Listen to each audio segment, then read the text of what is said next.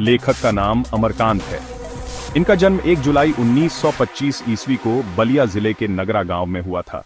इनकी मृत्यु 17 फरवरी 2014 ईस्वी को उम्र लगभग 89 वर्ष इलाहाबाद में हुई थी। इन्होंने हाई स्कूल की शिक्षा बलिया में पाई। स्वाधीनता संग्राम में हाथ बटाने के कारण 1946 ईस्वी में सतीश चंद्र कॉलेज बलिया से इंटरमीडिएट किया। इसके बाद इलाहाबाद विश्वविद्यालय से बीए की परीक्षा पास करने के बाद आगरा के दैनिक पत्र सैनिक के संपादकीय विभागों से संबंध रहे। इनकी प्रमुख रचनाएं हैं जिंदगी और झोंक, देश के लोग, मौत का नगर, मित्र मिलन, कुहासा, सूखा पत्ता, आकाश पक्षी, कोले उजले दिन, सुखजीवी, बीच की दीवार और ग्राम सेविका। इन्होंने वानर सेना नामक एक बाल उपन्यास भी लिखा है। पाठ परिचय के तहत प्रस्तुत कहानी बहादुर में शहर के एक निम्न मध्यम वर्गीय परिवार में काम करने वाले एक नेपाली गमवई गोरखे बहादुर की कहानी वर्णित है। प्रस्तुत पाठ बहादुर अमरकांत के द्वारा लिखा गया है। इसमें लेखक ने बहादुर नामक एक नेपाली लड़के के रूप रंग, स्वभाव, कर्मनिष्ठा, त्याग तथा स्वाभिमान का मार्मिक वर्णन किया है। एक दिन लेखक ने 12 या 13 वर्ष की उम्र के ठिगने और चकित शरीर, गोरे रंग तथा चपटा मुंह वाले लड़के को देखा। वह सफेद नेकर, आधी बांह की सफेद कमीज और भूरे रंग का पुराना जूता पहने था। उसके गले में स्काउटों की तरह एक रूमाल भी बंधा था। परिवार के सभी सदस्य उसे पैनी दृष्टि से देख रहे थे। लेखक को नौकर रखना बहुत जरूरी हो गया था, क्योंकि उनके भाई और रिश्तेदारों के घर नौकर थे। उनकी भाभियां रानी की तरह चारपाइयां तोड़ती थीं, जबकि उनकी पत्नी निर्मला दिन से लेकर रात तक परेशान रहती थी। इसीलिए लेखक के साले ने उनके घर नौकर के लिए उसे लाया था। वह नेपाल और बिहार की सीमा पर रहता था। उसके पिता युद्ध में मारे गए थे और मां ही पूरे परिवार का भरण पोषण करती थी। उसकी मां गुस्सैल स्वभाव की थी। वह चाहती थी कि उसका बेटा घर के काम में हाथ बटाए, लेकिन काम करने के नाम पर वह जंगलों में भाग जाता था, जिस कारण मां उसे मारती थी। एक दिन चराने ले गए पशुओं में से उस भैंस को उसने बहुत मारा, जिसे उसकी मां बहुत प्यार करती थी। मार खाकर भैंस भागती हुई उसकी मां के पास पहुंच गई। भैंस के मार का काल्पनिक अनुमान करके मां ने उसकी निर्दयता से पिटाई कर दी। लड़के का मन मां से फट गया। उसने मां के रखे रुपयों में से 2 रुपये निकाल लिए और वहां से भाग गया तथा 6 मील दूर बस स्टेशन पहुंच गया। वहां उसकी भेंट लेखक से होती है। लेखक ने उसका नाम पूछा। उसने अपना नाम दिल बहादुर बताया। लेखक और उसकी पत्नी ने उसे काम के ढंग के बारे में बताया और मीठे वचनों से उसका दिल भर दिया। निर्मला ने उसके नाम से दिल हटा दिया। वह अब दिल बहादुर से बस बहादुर बन गया। बहादुर बहुत ही हंसमुख और मेहनती लड़का था। वह हर काम हंसते हुए कर लेता था। लेखक की पत्नी निर्मला भी उसका पूरा ख्याल रखती थी। उसकी वजह से घर का माहौल हमेशा उत्साह से भरा रहता था। निर्मला ऐसे नौकर को पाकर अपने आप को धन्य समझती थी।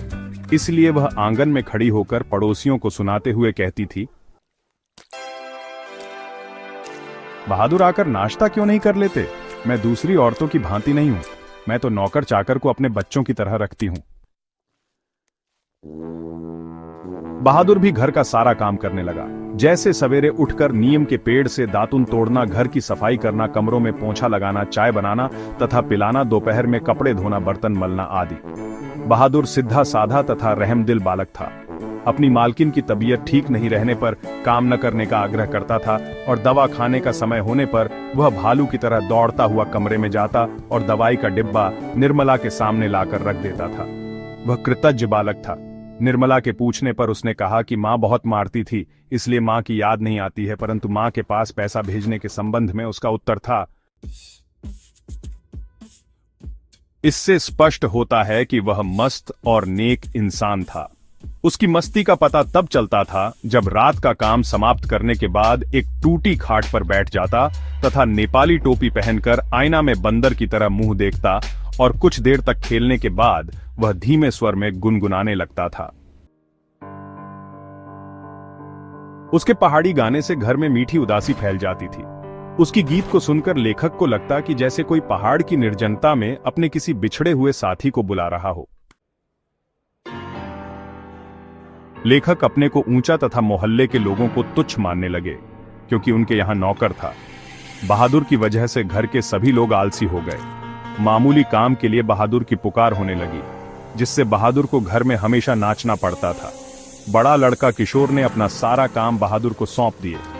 वह नौकर को बड़े अनुशासन में रखना चाहता था, इसलिए काम में कोई गड़बड़ी होती तो उसको बुरी बुरी गालियां देता और मारता भी था।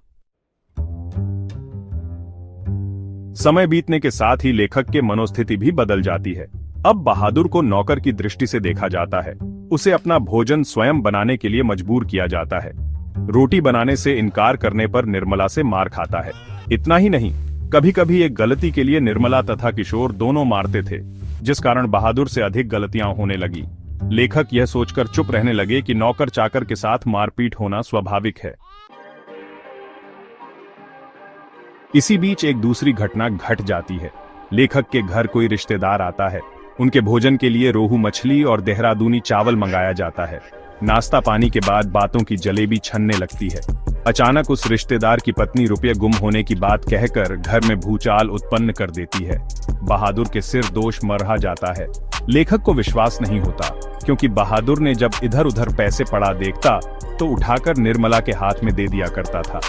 किंतु रिश्तेदार के यह कहने पर कि नौकर चाकर चोर होते हैं, लेखक ने उससे कड़े स्वर में पूछा,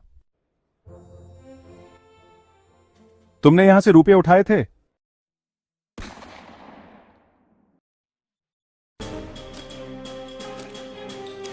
बहादुर का मुंह काला पड़ गया। लेखक ने उसके गाल पर एक तमाचा जड़ दिया कि ऐसा करने से बता देगा। उसकी आंखों से आंसू गिरने लगे। इसी समय रिश्तेदार साहब ने बहादुर का हाथ पकड़कर दरवाजे की ओर घसीट कर ले गए, जैसे पुलिस को देने जा रहे हों। फिर भी उसने पैसे लेने की बात स्वीकार नहीं की तो निर्मला भी अपना रोब जमाने के लिए 2-4 तमाचे जड़ दिए। इस घटना के बाद बहादुर काफी डांट मार खाने लगा। किशोर उसकी जान के पीछे पड़ गया था। एक दिन बहादुर वहां से भाग निकला। लेखक जब दफ्तर से लौटा तो घर में उदासी छाई हुई थी। निर्मला चुपचाप आंगन में सिर पर हाथ रखकर बैठी थी। आंगन गंदा पड़ा था, बर्तन बिना मले रखे हुए थे, सारा घर अस्त व्यस्त था। बहादुर के जाते ही सबके होश उड़ गए थे। निर्मला अपने बदकिस्मती का रोना रो रही थी। लेखक बहादुर का त्याग देखकर भौंचक्का रह जाता है, क्योंकि उसने अपना तनख्वाह, वस्त्र, बिस्तर तथा जूते सब कुछ वहीं छोड़ गया था, जिससे बहादुर के अंदर के दर्द का पता चलता है। वह गरीब होते हुए भी आत्म अभिमानी था। मार तथा गाली गलौज के कारण ही वह मां से दुखी था तथा उसने घर का त्याग किया